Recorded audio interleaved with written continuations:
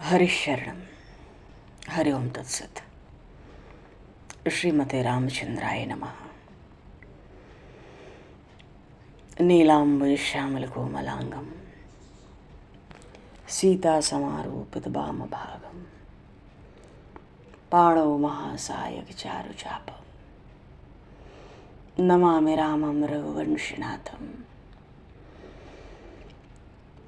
वंशीविभूषितकरान्नवनीरदाभात् पीताम्बराधरुणबिम्बफलाधरोष्ठात् पूर्णेन्दुसुन्दरमुखादरविन्दनेत्रात् कृष्णात् परं किमपि तत्त्वमहं न जाने।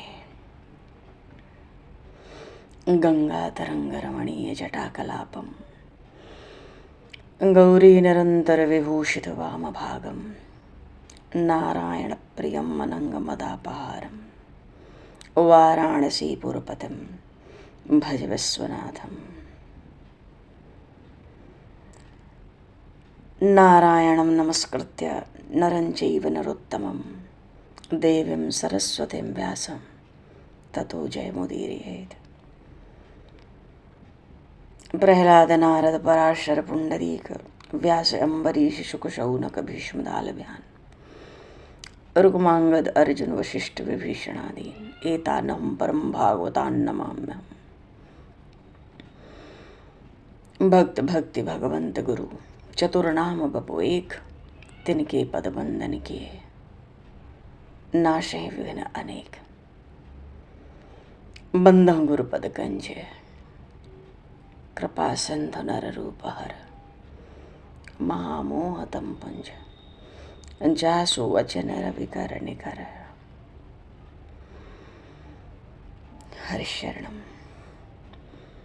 गोविंद जय जय गोपाल जय जय गोविंद हरे गोपाल हरे जय केशव माधव श्याम हरे।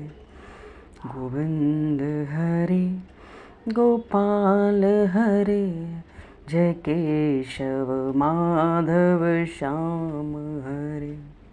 जय राम हरे जय कृष्ण हरे जय जय प्रभु दीन दयाल हरे। जय राम हरे जय कृष्ण हरे जय जय प्रभु दीन दयाल हरे। गोविंद हरे गोपाल हरे जय केशव माधव श्याम हरे। गोविंद हरे गोपाल हरे जय केशव माधव श्याम हरे। गोविंद गोविंद गोपाला जय गोविंद गोविंद गोपाला। जय गोविंद गोविंद गोपाला जय गोविंद गोविंद गोपाला। गोविंद हरे गोपाल हरे जय केशव माधव श्याम हरे। गोविंद हरे गोपाल हरे जय केशव माधव श्याम हरे। गोविंद गोविंद गोपाला जय गोविंद गोविंद गोपाला। गोविंद गोविंद गोपाला जय गोविंद गोविंद गोपाला। जय मुरली माधव श्याम हरे जय जय प्रभु दीन दयाल हरे। जय मुरली माधव श्याम हरे जय जय प्रभु दीन दयाल हरे। जय कृष्ण हरे गोविंद हरे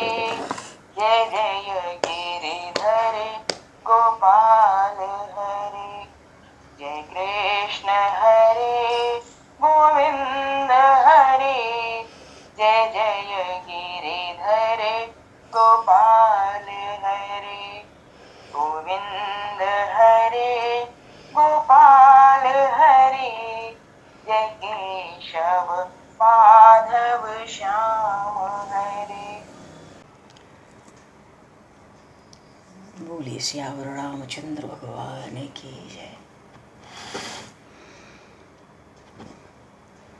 राधे कृष्णचंद्र भगवान की जय।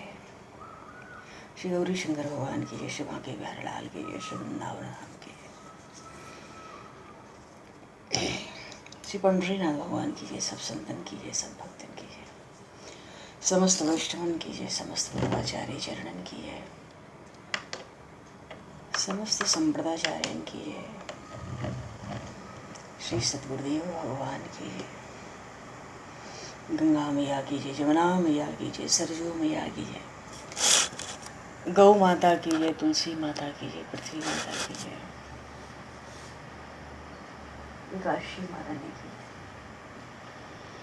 जय जय श्री सीताराम, जय जय श्री राधे श्याम। नमः पार्वती पते, हर हर महादेव। अनंत कोटि ब्रह्मांड नायक, पूर्ण परात्पर ब्रह्म, असंख्य कल्याण गुणगण निलय, भक्त वांशा कलक्तर, शरणागत वत्सल, भक्त वत्सल, दीनबंधु दया सिंधु,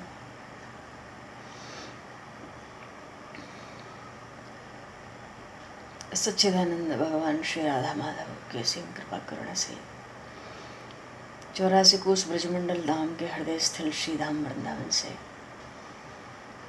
शरण जी महाराज की परम पावन भाव स्निधि में, महापुरुषों की भाव में उपस्थिति में एवं आप सभी श्रद्धालु भक्त वैष्णवों की मंगल सन्निधि में मानव जीवन का सर्वोत्कृष्ट फल भगवत गुणगान, भगवत स्मरण का आनंद हम सभी श्री कृष्ण कथा गंगा के माध्यम से प्राप्त करने जा रहे हैं। सर्वप्रथम आप सभी भक्तजनों के श्री चरणों में भगवत भाव से सादर वंदन, सादर नमन। आप सभी को यथा योगी जय श्री राम, जय जय श्री राधे, हरि शरण, जय श्री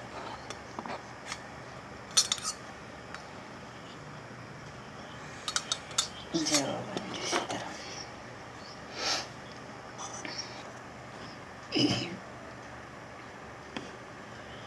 वसुदेव सुतं देवं कंसचाणूरमर्दनम् देवकी परमानंदम कृष्णं वंदे जगद्गुरुं।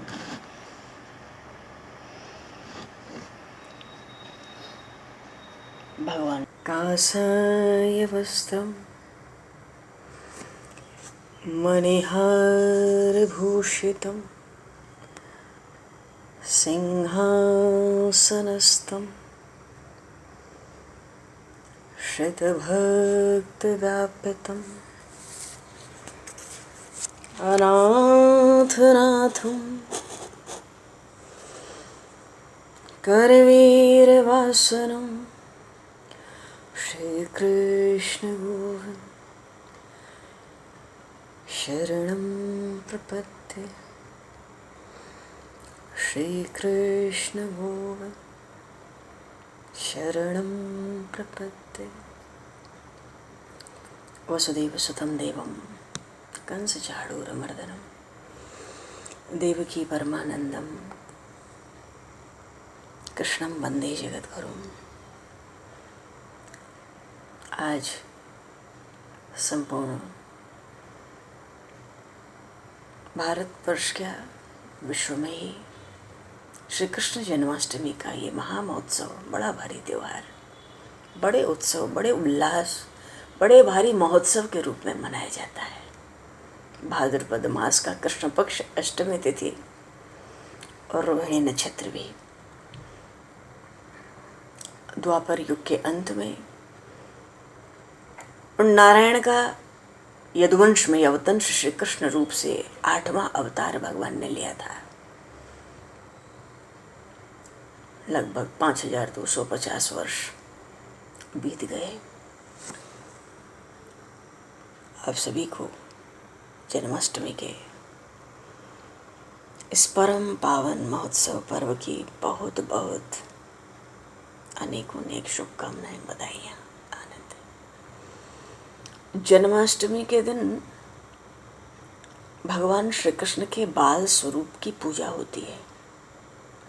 इस दिन लोग व्रत रखकर भगवान श्री कृष्ण का श्रृंगार करते हैं, उनको पालने में झुलाते हैं, पंचामृत से स्नान कराते हैं।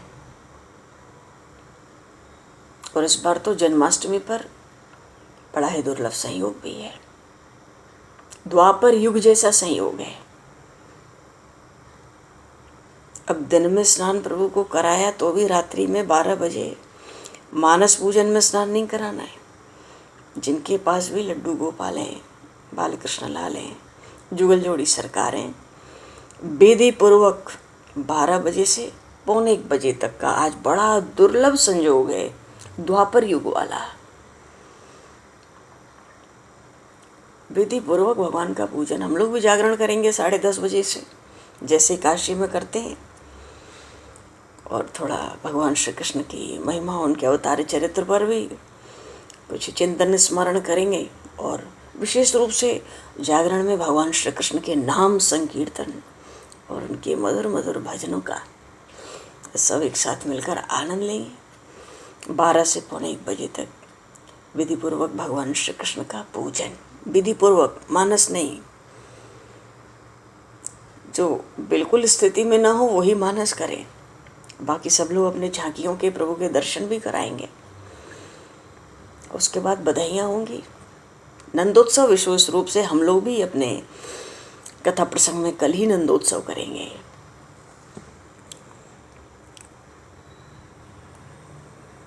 बहुत दुर्लभ योग है, इसलिए विशेष आग्रह है कि भगवान श्री कृष्ण का विधि पूर्वक पूजन करें और पूरी तैयारी करके रखें पूजन से पूर्व। आप चाहें तो मन में करें, जिससे भी एकाग्रता बने। 15-20 मिनट के लिए सब लोग म्यूट हो जाएं, और चाहें तो जैसे करते हैं वैसे करें, पर प्रत्यक्ष पूजन भगवान बाल कृष्ण का करना है और फिर उनकी आरती करनी है। आरती बाल कृष्ण की कीजिए, अपनो जन्म सफल कर लीजिए। बोलिए श्री बाल कृष्ण लाल की जय। अच्छा जी, कल कथा प्रसंग भगवान शिव के शिव पुराण के बाद शिव महापुराण की कथा से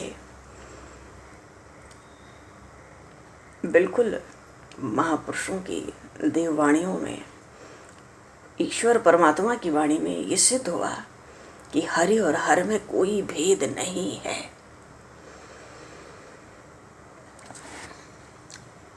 और चूंकि जन्माष्टमी का सुंदर पर्व मिला, भगवान श्री कृष्ण के लीला चरित्रों का चिंतन स्मरण अत्यंत आवश्यक ही था। अब इसी के माध्यम से भगवान श्री कृष्ण के कुछ चरित्रों का हम लोग स्मरण, चिंतन, गुणगान, संकीर्तन करते रहेंगे। आज जन्माष्टमी का परम पावन पर्व है और बड़े संक्षेप में कथाएं तो बहुत हैं, लेकिन चूंकि आज जन्माष्टमी का पर्व है, कंस ने बड़े उत्साह से वसुदेव, महात्मा वसुदेव और देवक महाराज की 7 कन्याएं, 7 का विवाह वसुदेव जी से हुआ था। वसुदेव जी के साथ विवाह हुआ, आकाशवाणी हुई। कंस तो बड़े उत्साह से जा रहा था। देवकी का 8म गर्भ तेरा काल होगा। पर दुष्टों की प्रीति कितने देर की होती है। बड़े उत्साह, बड़े प्रेम से जाता था, पर दुष्टों का प्रेम कितने देर का। जब सुना काल होगा तो मारने को तैयार। किसी तरह वसुदेव जी ने बीच में आके रक्षा की और वचन दिया, जितने पुत्र होंगे भाई तुम्हें दे देंगे। और कंस ने 6 पुत्र मार डाले। माता देवकी, महात्मा वसुदेव के कारागार में और रखा। 7वें गर्भ का संकर्षण हुआ। गोकुल में नंद बाबा के यहाँ, नंदराय जी के यहाँ माता रोहिणी थी, जो वसुदेव जी की धर्म पत्नी है। भगवान की लीलाएं बड़ी विलक्षण होती हैं। देवकी जी के 7वें गर्भ का संकर्षण खींचकर उसको माता रोहिणी के गर्भ में प्रतिस्थापित कर दिया गया। कंस को खबर मिली 7वां गर्भ देवकी का नष्ट हो गया। चलो गिनती में तो आ गया। बोलिए श्री दाऊ जी महाराज की। दाऊ जी तो प्रकट हो गए ब्रज में। और इधर 8म गर्भ ये सब कथा प्रसंग हम लोग परिचित हैं। हम लोग अष्टम गर्भ की ओर चलेंगे, क्योंकि आज भाद्रपद मास की अष्टमी तिथि है।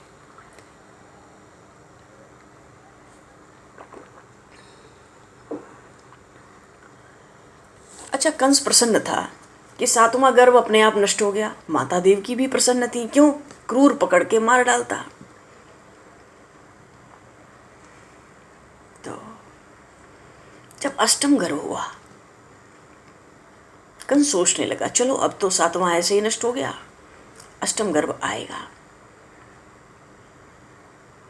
अब थोड़ी देर का आतंक और आशंका है, उसको भी मार डालूंगा। बार बार सेविकाओं को सावधान करता, दिन भर की दिनचर्या पूछता रहता। 2 महीने बीत गए। प्राय ऐसा होता था, 3-4 महीने बाद माता देवकी नूतन गर्भ धारण करती थी। तो अचानक एक दिन सेविकाओं के साथ जो मुख्य कारागार का रक्षक था आया, कांपता हुआ बोलने लगा, मैं नहीं जानता वसुदेव को क्या हो गया है। किसी देवता ने वरदान दे दिया या कोई देवता उसमें घुस गया है। कंस तनकर बैठ गया, क्या हुआ? हुआ क्या है? वो कहता है, महाराज आपसे कहूंगा तो आप विश्वास नहीं करेंगे, आप स्वयं चलें। गिड़गिड़ा कर बोल रहा था। अब मैंने अरे देखना तो दूर, मैंने कभी सुना भी नहीं कि मनुष्य में इतना तेज हो सकता है। आप मुझे प्राणदंड दे दें या मुझे कहीं और भेज दें रक्षा में, मुझ में या किसी सहायक में शक्ति नहीं है। अगर आज वसुदेव कारागार से बाहर जाना चाहें, उनको कोई रोक नहीं सकता।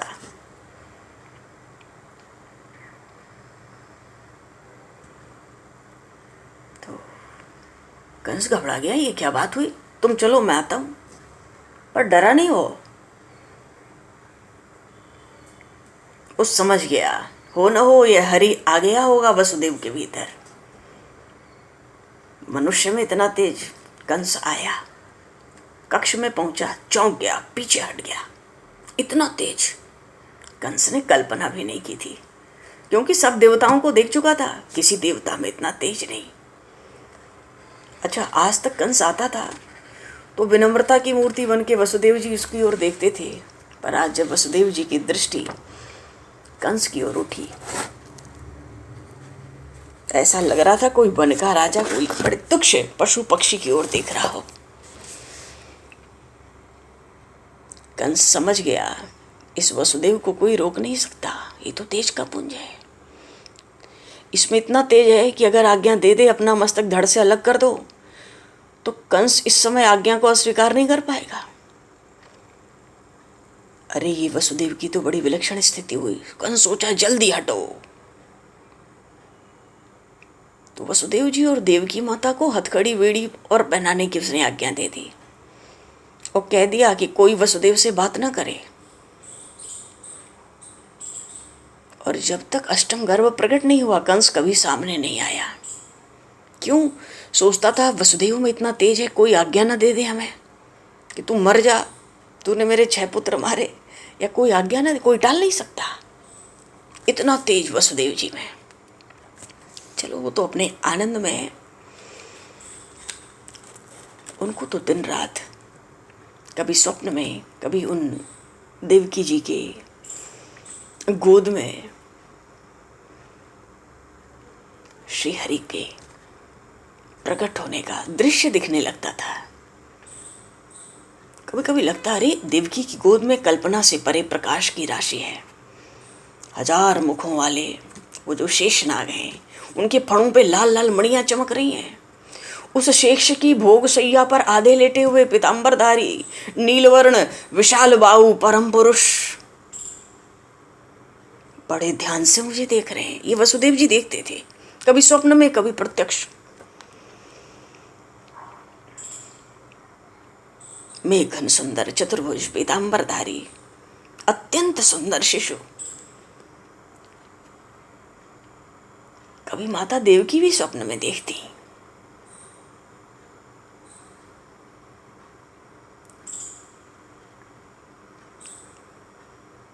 बड़ा आनंद होता था भीतर भीतर वसुदेव जी को। एक दिन वसुदेव जी का हाथ माता देवकी के ऊपर कहीं पड़ गया, आनंद गायब हो गया। माँ देवकी की आंख खुल गई और क्या देखते हैं, अरे जो ध्यान में आनंद सुख देता था वो तो देवकी की गोद में दिख रहा है, ये देवकी की अंक में बैठा है। माता देवकी भी चौंक कर खोलकर नेत्र देखती है, इतना प्रकाश, सुबह हो गई क्या? वसुदेव जी कहते हैं हाँ सुबह ही हो गई, पर सुबह नहीं हुई थी क्योंकि भगवान के प्रागट्य का भी अवसर नहीं आया था। अचानक कक्ष का द्वार खुला, सेविकाएं भी डरते डरते आती हैं, उल्टे पैर भाग जाती हैं, इतना प्रकाश।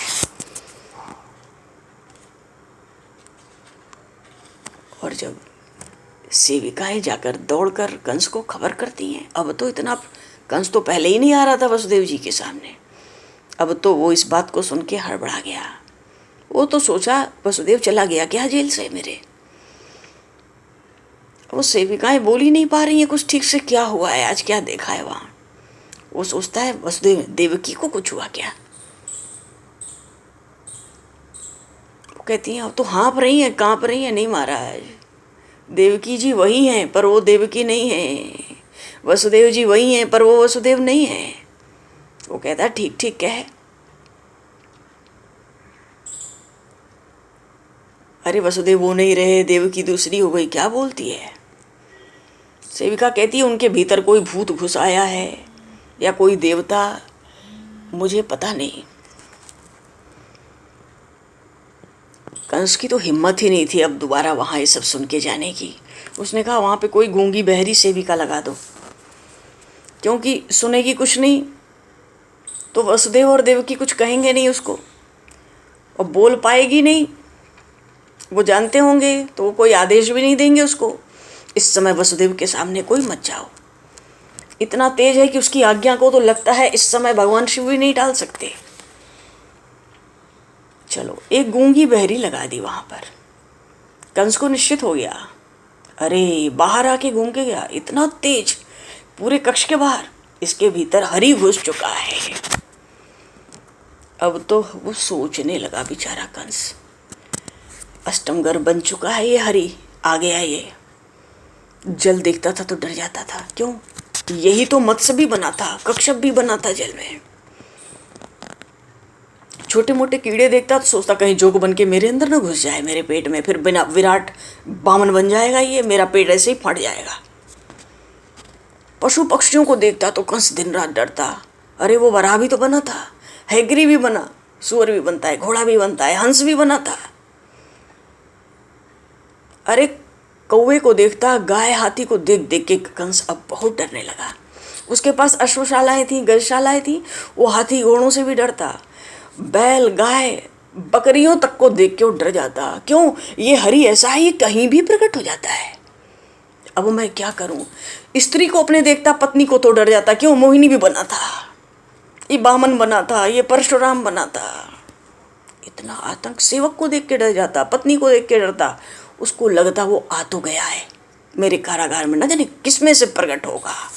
यही तो है वो, प्रहलाद के लिए खंभे से प्रकट हुआ, पत्थर ईंट कुछ भी, दीवार, अपनी गदा, हर चीज से डरने लगा कंस। पता नहीं कब प्रकट हो जाए, क्योंकि घर में तो आ गया और ये कोई समय पूरा तो करेगा नहीं, ये तो कभी भी प्रकट हो जाता है। अब क्या करूं, चलो जी, सोचा तो एक बार कि अभी ही जाके इसके प्रकट होने के पहले ही देवकी को मार दूं, पर क्या करे, कारागार के बाहर भी डोलता है तो उन प्रभु की सात्विकता उसके हृदय में भी आती है। अरे नहीं नहीं, ये स्त्री है, बहन है, गर्भवती है, मैं इतना भी क्रूर नहीं हूँ, लोग मुझे वीर नहीं कहेंगे, लोग कहेंगे डर के कंस ने पहले ही अपनी बहन को मार डाला। दुगनी सुरक्षा बढ़ा दी उसने, क्या करेगा, खुद तो इतना डर रहा है, जा नहीं सकता। तो भगवान के सत्य को जानकर भय का उन्माद हो गया उसको हर जगह परमात्मा दिखते, तो दर्शन तो वो सत्य कर रहा था, पर वो उसके लिए बहुत दुखद था, बहुत पीड़ा पहुंचाने वाला। इतनी नहीं, भोजन की थाली, पहनने का वस्त्र, सेवक सेविकाओं को भी देख देख के चौंक जाता, नेत्र फाड़ कर देखता, कहाँ से निकलेगा वो बहुत चतुर है, वो बहुत मायावी है, वो माया करेगा, वो गर्भ से नहीं निकलेगा, पर आ गया वो आ गया। कंस बहुत व्याकुल है। अंततः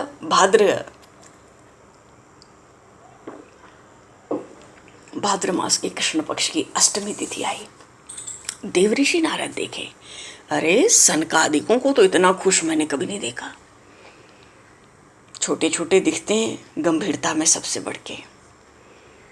लगता है बचपन का उत्सव आज मना रहे। इनका मन शिशु बन गया है। ये हाथों में अंजलियों में भर भर के पुष्प धरती पे निछावर कर रहे हैं, भाव विह्वल होके भगवान की जय जयकार कर रहे हैं। महर्षि भृगु बैठे थे समाधि में, उनको भी समाधि से जगा दिया। अरे उठो, पृथ्वी पर समाधि का सौभाग्य आ रहा है, तू क्या आंख बंद करके यहां बैठा है। अच्छा, जब भादों की अष्टमी तिथि आई, आज रात में स्वप्न नहीं था।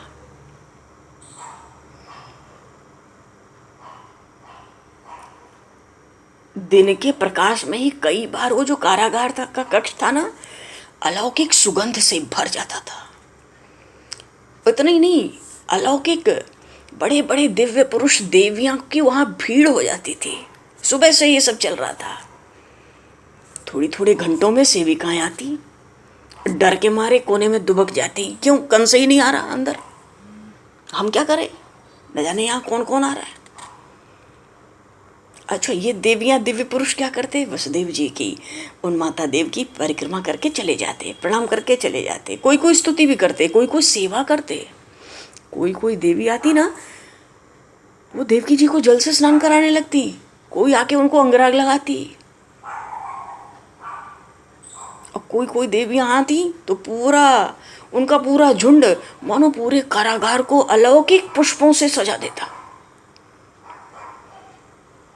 अच्छा, भीड़ तो देवताओं की बहुत थी, पर माता देव की महात्मा वसुदेव थोड़े कोई पहचान पाते। जैसे ये ब्रह्मा जी हैं, ये भगवान त्रिलोचन शशांक शेखर शिव जी हैं, और ये बजे धारण किए ये देवराजेंद्र हैं, ये गणनायक हैं। बचपन में सुन रखा था, स्वरूप से पहचानती, किसी को उनके वाहन से पहचान लेती। और जो वाहन पे नहीं आता, मान लो स्वामी कार्तिकेय आए, सब आते थे, अग्निदेव, धनाधीश कुबेर, वाहन पे नहीं आए, इनको नहीं पहचान पाते। और देवियां जो आती बड़ी भीड़ होती, पर उनमें तो वो बहुत कम को पहचान पाती थी।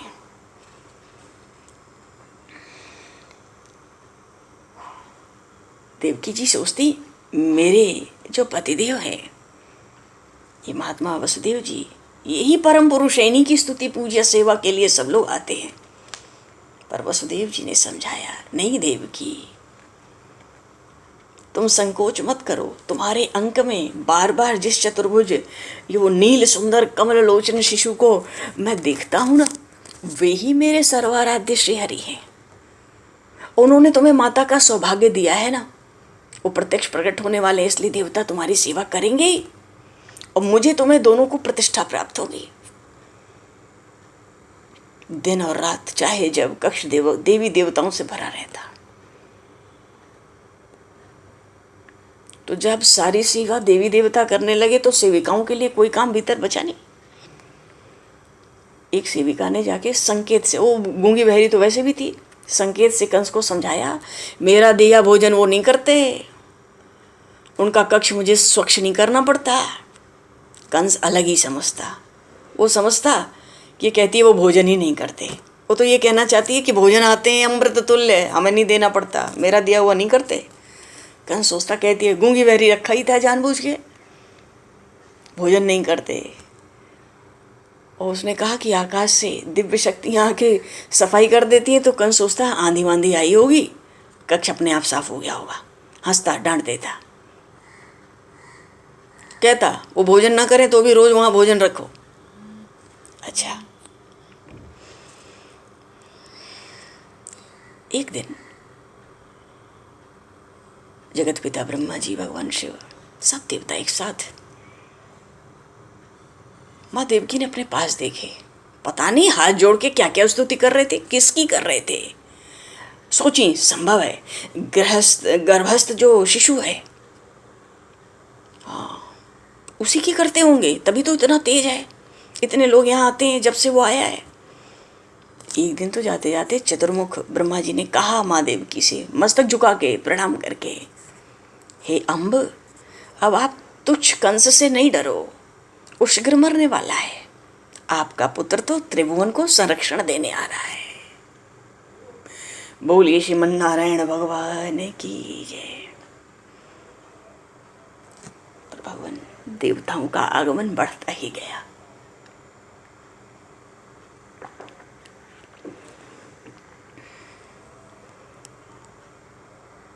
महादेव की सोचती, ये अद्भुत है भाई जो आया है, इसका कोई भार भी नहीं मालूम पड़ता। मेरी शक्ति स्मृति सब बढ़ गई है, उल्टा हो रहा है। वसुदेव जी कहते हैं, अरे तुम्हारा तेज सौंदर्य भी बहुत असीम बढ़ गया है, और इस बार तो तुम्हारे अंक में बैठा हुआ मुस्कुराता हुआ मुझे बार बार दिखता है। अंततः वो दिन, वो समय आया। कौन सा? वो अजन्मा के जन्म की तिथि भी आई, भादव कृष्ण पक्ष अष्टमी तिथि। भरी वर्षा की ऋतु, सब लोग चकित हैं। नदियों में बाढ़ आ रही है, बाढ़ तो आ रही है, पर शरद ऋतु से ज्यादा निर्मल जल है। मिट्टी रेत का तो कहीं तिनकों का घास का नाम ही नहीं है। इतनी स्वच्छता तो शरद ऋतु में भी नहीं होती। सरोवरों में झुंड के झुंड कमल और कुमुदनियां एक साथ। रात में कहाँ खेलते हैं, खेल उठे। अरे हमारे प्रभु, हमारे स्वामी अष्टदल कमल धारण करते हैं। 2 नेत्र कमल, 2 चरण कमल, 2 हस्त कमल, मुख कमल और नाभि कमल। रात में कमल मुरझा जाते हैं, सब खिल गए। जितनी पृथ्वी पर एक एक तृण, एक एक लता, एक एक वृक्ष, सब पुष्पों से फलों से रातों रात मानो लद गए। पर्वतों पे मणि राशियां, मणियों के झुंड प्रकट हो रहे हैं। खान अब वन में ही नहीं, बनी नहीं, जो ऊसर थे ना उसमें भी तृण उग गए, नन्हे नन्हे पुष्प लग गए। अब पर्वत हो चाहे वन हो, पृथ्वी हो चाहे जल, सब जगह विचित्र बात। अरे विचित्र बात यह कि जो मरुस्थल तक जैसी जगह थी उनमें भी इतनी विशेषता आ गई।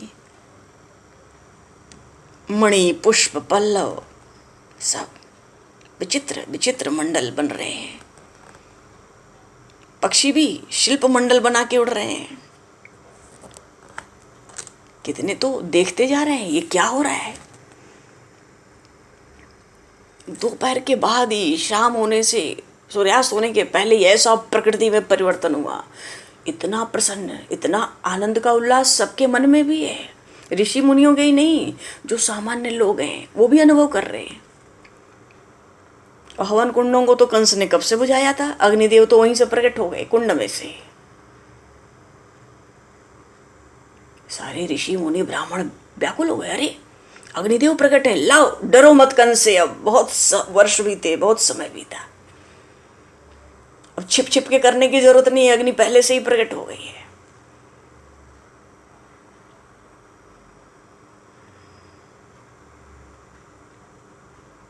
कंस के डर के मारे अग्नि प्रज्वलित नहीं होती थी, ब्राह्मण करते थे, इतना डरते थे।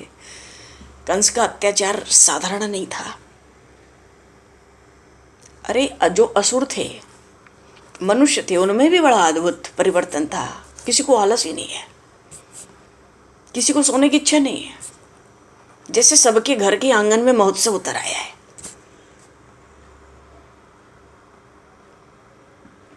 पर कंस बहुत दिनों पर आज सोया था, दोपहर से पहले उठ गया।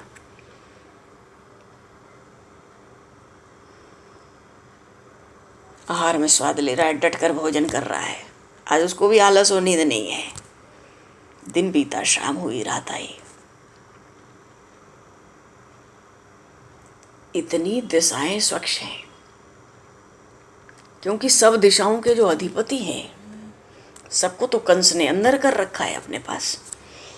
दिशाएं प्रसन्न हुई, हमारे हमारे स्वामी हमें प्राप्त होंगे।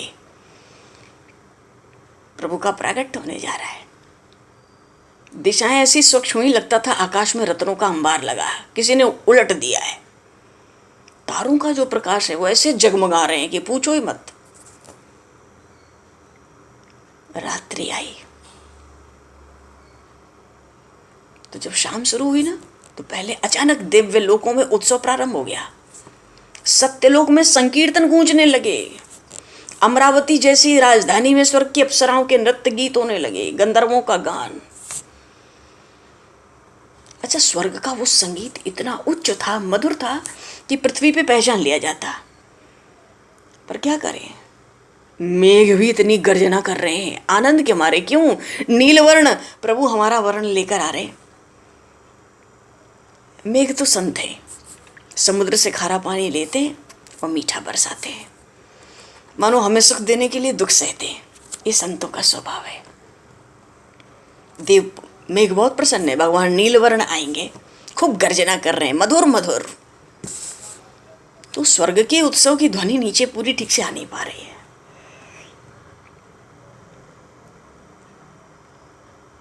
जो विशेष असुर थे उनको तो विशेष रूप से कहीं कहीं आलस ने दबाया, और जो इनके अखाड़े थे सब सोने पड़े थे। सबको मन कर रहा है राक्षसों को जल्दी सो जाओ, मेघ गरज रहे हैं, फुलझड़ियां छूट रही हैं छड़ छड़ में, मानो वो मेघ बड़ी बड़ी मंद मंद घंटाओं के साथ, गजझुंड के साथ मथुरा की ओर सब बढ़ रहे हैं। आश्रमों में, ब्राह्मणों के घरों में, धर्मात्माओं के हृदय में सात्विकता अधिक से अधिक बढ़ती जा रही है। सब एकाग्रता से अंतर्मुख होकर देह की सुध भुलाकर बैठे।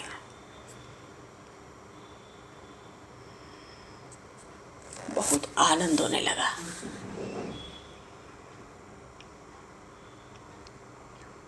पर भगवान का प्रागट्य तो रात को होगा। महर्षि गर्ग ने भगवान श्री कृष्ण की जन्म पत्रिका बनाई थी। उनका कहना था भाद्रपद कृष्ण अष्टमी की अर्धरात्रि थी,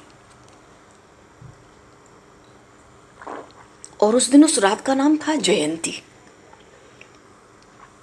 विजय नाम का मुहूर्त था। रोहिणी नक्षत्र का तीसरा चरण प्रारंभ हुआ था।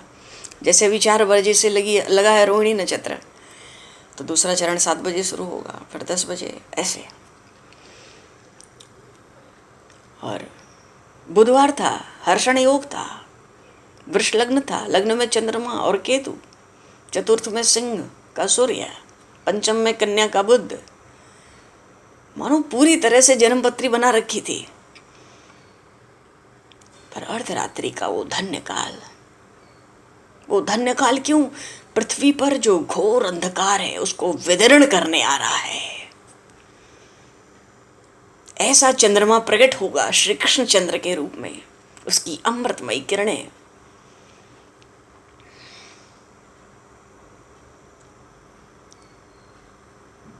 जब अर्धरात्रि हुई तो अमृतमयी किरणें ऊपर उठने लगी।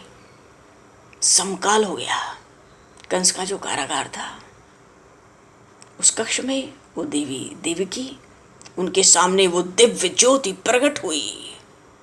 ऐसी दिव्य ज्योति त्रिभुवन के छाए हुए अंधेरे को चीर डालने वाली, फाड़ डालने वाली, विनष्ट कर देने वाली। कंस बहुत अत्याचारी था। आकाश का चंद्रमा तो कलंकित है, अष्टमी को आधा ही रहता है, घटता बढ़ता रहता है। पर देवी देवकी के सम्मुख जो कृष्ण चंद्र प्रकट हुआ वो नित्य पूर्ण है। अरे उसका स्मरण भी संपूर्ण कलंक पाप को ध्वस्त करने वाला।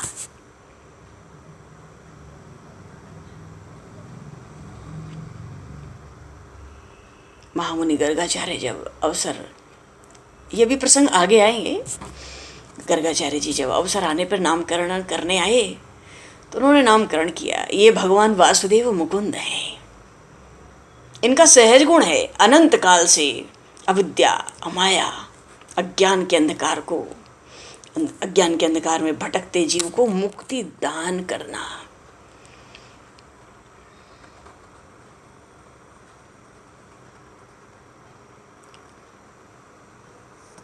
रोहिणी नक्षत्र था। वसुदेव जी महात्मा तो ज्ञानी बहुत बड़े थे।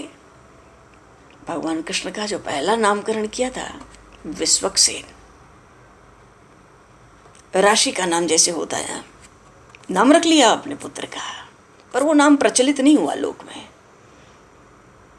वसुदेव जी महाराज से वासुदेव नाम ही प्रभु का आज तक प्रचलित हुआ।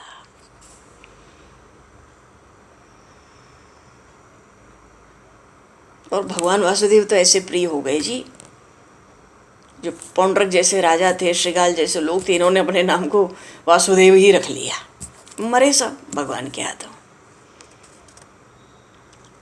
अच्छा, माता देव की, महात्मा वसुदेव आनंद की समाधि में निमग्न है। अचानक कारागार का वो कक्ष हजारों हजारों पूर्ण चंद्र मिल जाए ऐसे भी बड़े विलक्षण दिव्य ज्योति से प्रकाशित हो गया। अर्धरात्रि में वसुदेव जी सावधान, देखा उन्होंने देवकी के सम्मुख दिव्य शिशु खड़ा है। बोलिए श्री कृष्णचंद्र भगवान की जय। मंद मंद मुस्कुरा रहे, नील वर्णील जलधर सुंदर, बनमाला रत्न किरीट, रत्नों का मुकुट, विशाल भुजाएं, कंकड़ अंगद, तरह तरह के आभूषण धारण कर रखे, हाथ में शंख चक्र गदा पद्म, कंठ में महामणि कौस्तुभ, वक्ष पर वनमाला, उसके बीच में श्रीवत्स का चिन्ह, कटी में रत्नों की मेखला, चरणों में नूपुर। सर्वांग पर दृष्टि घूम गई वसुदेव जी महाराज की। बोलिए श्रीमन नारायण भगवान की जय। राम जी प्रकट हुए तो भय प्रगट कृपाला दीन दयाला कौशल्या हितकारी। माता कौशल्या सावधान है, यहां वसुदेव जी महाराज सबसे पहले सावधान है, दर्शन कर रहे हैं। अत्यंत सुकुमार सर्वांग, मुस्कुराते हुए अधर, विशाल भाल पर तिलक, बड़ी बांकी छटा है, बड़े विशाल नेत्र। वसुदेव जी का सारा शरीर रोमांचित हो गया। श्रीहरि स्वयं पधारे। उनके हृदय ने कहा, मुख से कुछ नहीं निकला, रोम रोम से पसीना चलने लगा। कई क्षण तो केवल देखते रहे। हृदय बोल उठा, श्रीहरि स्वयं पधारे। नेत्र अपलक। कुछ क्षण लगे स्वस्थ होने में। वसुदेव जी ने हाथ जोड़ लिए, मस्तक झुकाया, पांव में बेड़ियां थी तो घुटनों को मोड़ लिया, स्तुति करने लगे। माता देवकी को भी पता नहीं है। बोले श्री भक्तवत्सल भगवान की जय, श्रीमन नारायण भगवान की जय। स्तुति करेंगे सब इनकी, पीछे ये बालकृष्ण का रूप धारण करेंगे। बोलिए श्री बालकृष्ण लाल की जय। बहुत महान पर्व, बड़ी महान पुण्यातिथि। श्रीमन नारायण भगवान चतुर्भुज रूप से महात्मा वसुदेव माता देवकी के कारागार के कक्ष में प्रकट हुए हैं। भगवान प्रागट्य तो भगवान का रात को 12 बजे होगा। प्रत्यक्ष पूजन करना है। 10:30 बजे से जागरण में आएंगे। कुछ कथा प्रसंग थोड़ा सा संक्षेप में कहेंगे, सुनेंगे, कीर्तन करेंगे। फिर भगवान श्री कृष्ण के का विशेष रूप से आज नाम संकीर्तन किया जाए, उनके मधुर मधुर भजन गीत गुणगान किए जाए। फिर भगवान का पूजन होवे। पूजन का समय केवल 12 से पौने 1 है। और फिर बधाई होवे। विशेष रूप से कल हम लोग नंदोत्सव करेंगे। फिर 2-4 दिन में भगवान की छठी आएगी। सौभाग्य की बात यह है कि इस समय भगवान श्री कृष्ण के ही चरित्र सहज ही प्रकट हो गए। समय ही था तो इनको चलने दें, तो विस्तार से चलने दें। विस्तार कहाँ है, कथाएं तो इतनी सुंदर सुंदर है, यहाँ तक कि प्रसंग में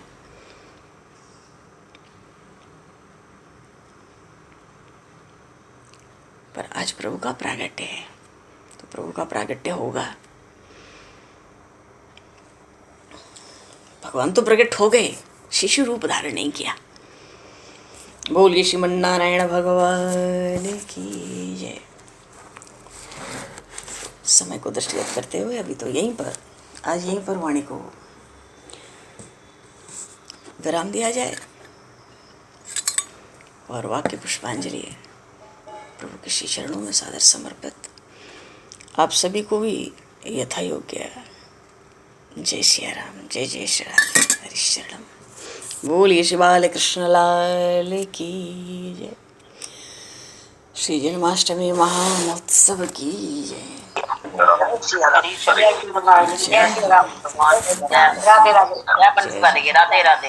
बहुत सुंदर, जय हो। बोलो जी कुछ। जय श्री कृष्ण भगवान, जय हो। अब बोलो बोलो, प्रभु का कीर्तन बोलो, बाल कृष्ण लाल की जय हो।